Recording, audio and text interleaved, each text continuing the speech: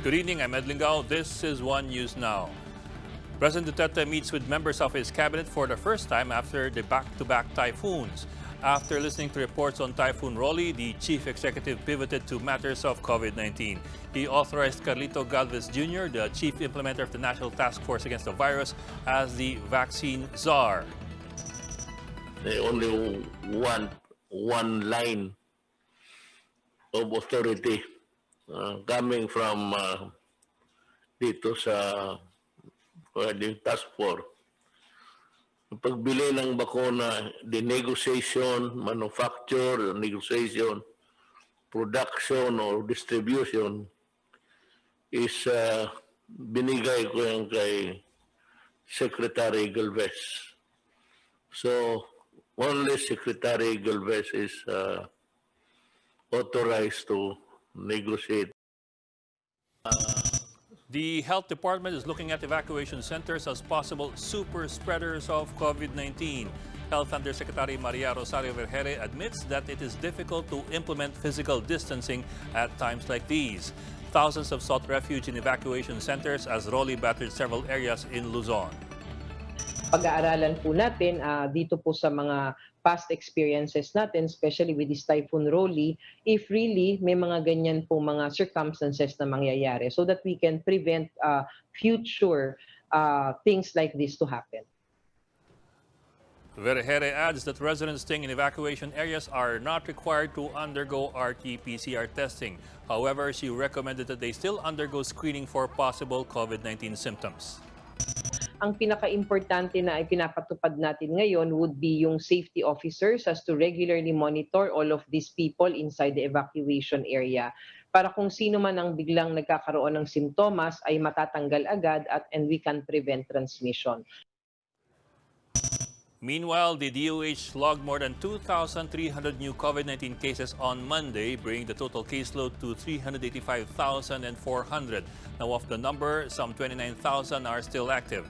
The virus killed 32 people in the past 24 hours, pushing the death toll to 7,260.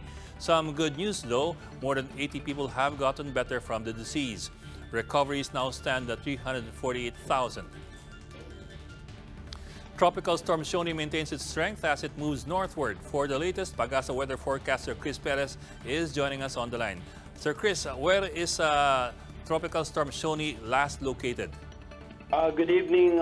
So far, Tropical storm Siony was located at about 655 kilometers east of Calayan, Cagayan as of 3 o'clock this afternoon, and it is still has no direct effect to any part of the country. However, in the next few days, expected to move west and possibly make landfall over the northern Luzon area in between Thursday evening to Friday early morning.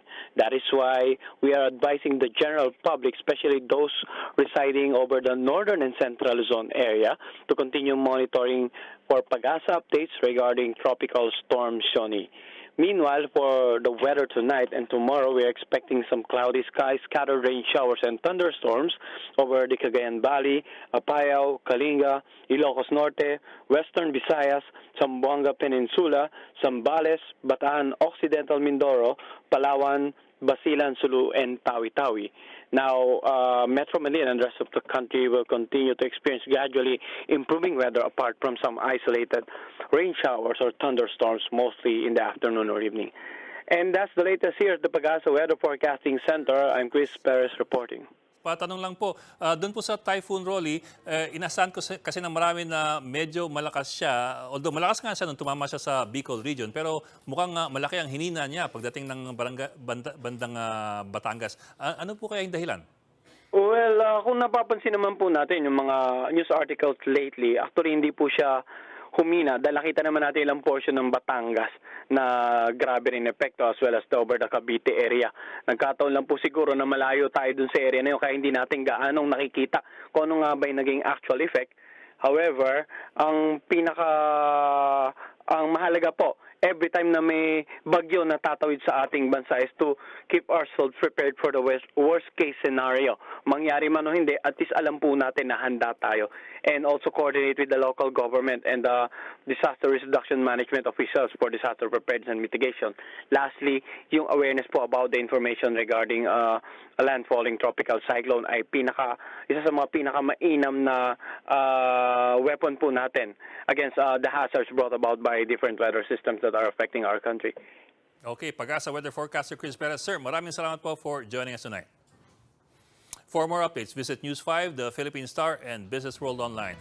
Visit our website, onenews.ph, for more in-depth analysis. You can also catch One News on the Signal Play app.